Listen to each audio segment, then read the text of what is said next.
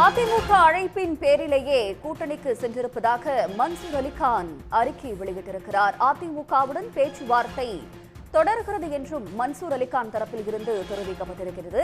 அதிமுக உடனான பேச்சுவார்த்தையில் உடன்பாடு தற்பொழுது வரை எட்டப்படவில்லை என்றும் மன்சூர் அலிகான் கூறியிருக்கிறார். வேறொரு பெரிய கட்சியுடன் கூட்டணி வைப்பது பற்றி ஆலோசித்து வருவதாக அவர் தரப்பில் இருந்து தெரிவிக்கப்பட்டிருக்கிறது. ஒரு தொகுதியிலாவது போட்டியிட உறுதியுடன் இருக்கிறோம் என்று மன்சூர் அலிகான் கூறியிருக்கிறார்.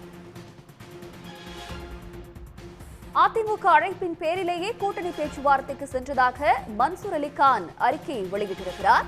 அதிமுக உடனான பேச்சுவார்த்தையில் உடன்பாடு தற்போது வரை எட்டப்படவில்லை என்றும் அவர் தரப்பில் இருந்து தெரிவிக்கப்பட்டிருக்கிறது.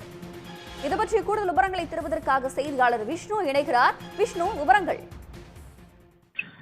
சமீபத்தில் இந்திய ஜனநாயக புலிகள் என்ற புதிய கட்சியை ஆரம்பித்து தற்போது நாடாளுமன்ற தேர்தலில் போட்டியிடுவதற்காக தொடர்ந்து தன்னுடைய கட்சி சார்பில் செயல்பட்டு வரும் நடிகர் மன்சூர் அலிகான் இன்று காலை அதிமுக அழைப்பின் பேரில் நேரடியாக சென்று பேச்சுவார்த்தை நடத்தியதாக தற்போது அறிக்கையின் வாயிலாக தெரிவித்திருக்கிறார்.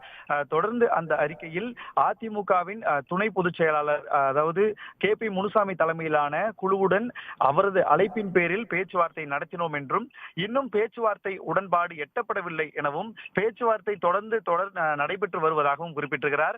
அதிமுக தவிர்த்து வேறொரு பெரிய கட்சியும் பேச்சுவார்த்தை நடத்தி வருகின்றனர் எனவும் குறிப்பாக தெரிவித்திருக்கிறார்.